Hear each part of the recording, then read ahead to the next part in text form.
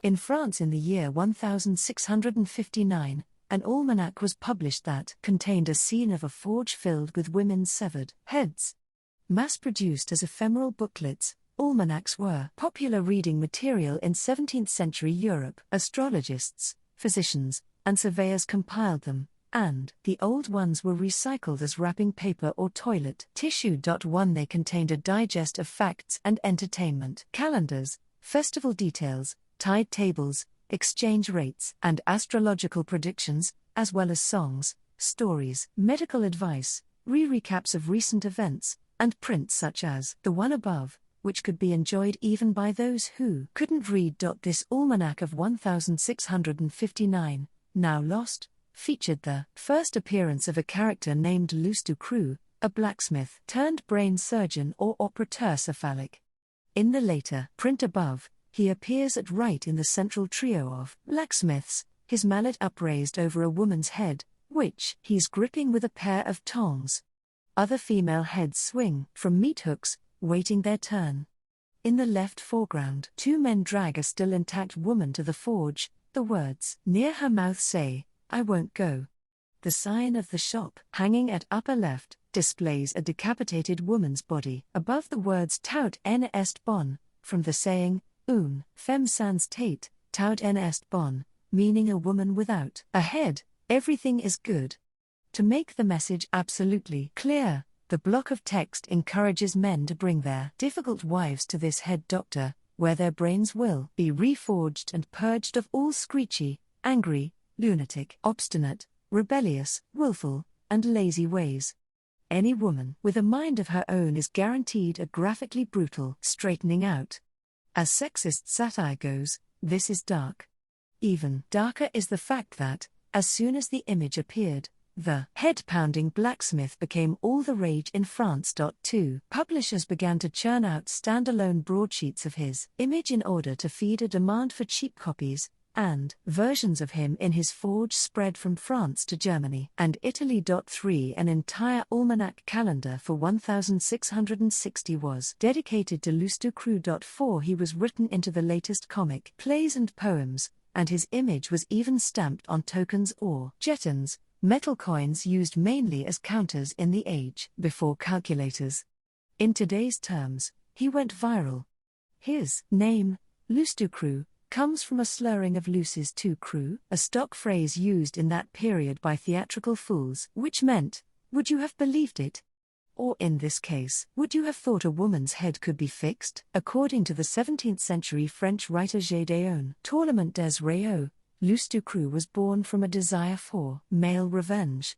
In his historiettes, a collection of biographical sketches completed around 1659, he says that the médecin cephalic who appears in the almanac of that year was drawn by an anonymous joker specifically in response to the Longuet affair, a divorce case involving 2 aristocrats. This case had been winding its way through the French courts for 2 years and had just then reached a verdict amid a flurry of public gossip and titillation. 7 The Marquis de Longuet, by that time aged 31, was accused of impotence by his 20-year-old wife. She'd been 14 when he'd married her, and she wanted to leave him. 8 Both parties were forced to undergo humiliating physical exams, and in the second round, after hours of trying, the Marquis could not get it up in front of a jury of 10 doctors and 5 matrons. 9 His wife was granted the divorce. Horrified at the nerve of this young dissatisfied wife, the anonymous artist of the engraving imagined a brain surgeon who could provide surgical redressing on behalf of all men for the public humiliations undergone by the Marquis de Longuet. After some surgery, the wife would be put back in her place as a mindless, compliant entity who'd no longer have the will or gall to question her husband's virility or wish for a better life. Male anxiety regarding the growing influence and power of women was generally on the rise in France during the 1650s. Women had begun to gain some standing in the literary arts and were established enough to have been satirized as les précieuses, a type of clever woman who frequented Parisian salons, wrote books, and favored an elegantly refined, or, to other minds, affected and pretentious, speaking and writing style.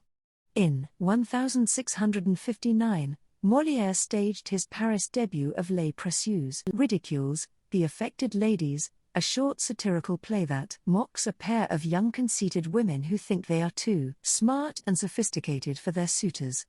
They are given their comeuppance and made fools of. 10 Some of the hastily written plays in the year Lustucru first appeared featured both Lustucru and the Précieuses, capitalizing on the popularity of both subjects. As the scholar Joan de Jean has noted in an essay on strong women in early modern France, the speculative novel Épigone, Histoire du siècle futur, Épigone, History of the Future Century, was anonymously published the same year the almanac appeared. This novel was a parody of tales about heroic women and imagined a future controlled by a race of Amazons, terrifying women who privilege the life of the mind, thereby making life for all unhappy and prudish.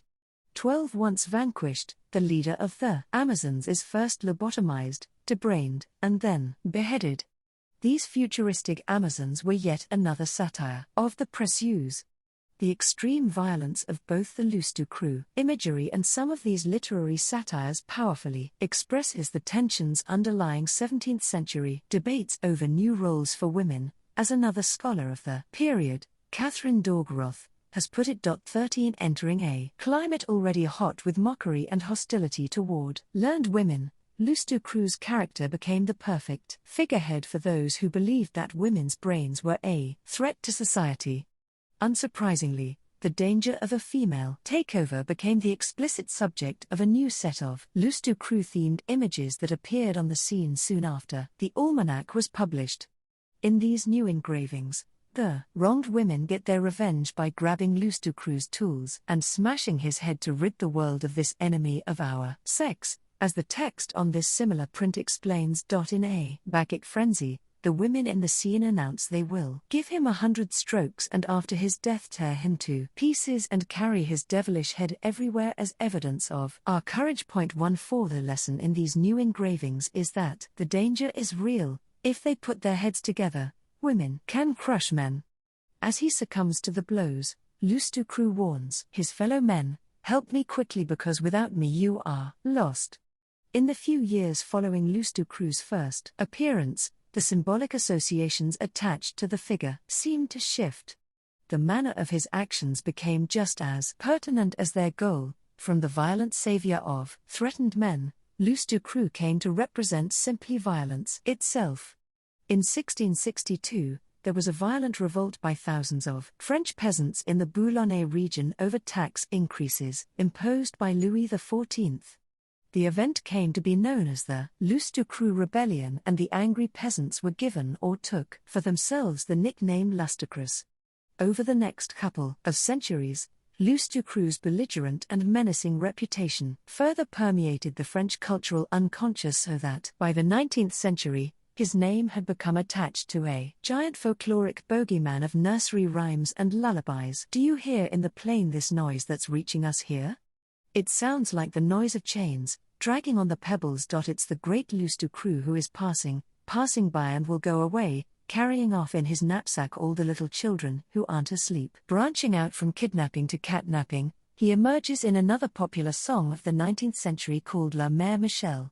Sadistic and grim in the manner of many nursery rhymes, the verses describe a man named Lustucru who steals an old woman's cat, cooks it, and sells it to diners as rabbit. This rhyme, with its cooking theme, forms the link to Lustucru's 20th century rebirth. These days, if you Google his name, you'll be met with a brand of French pasta.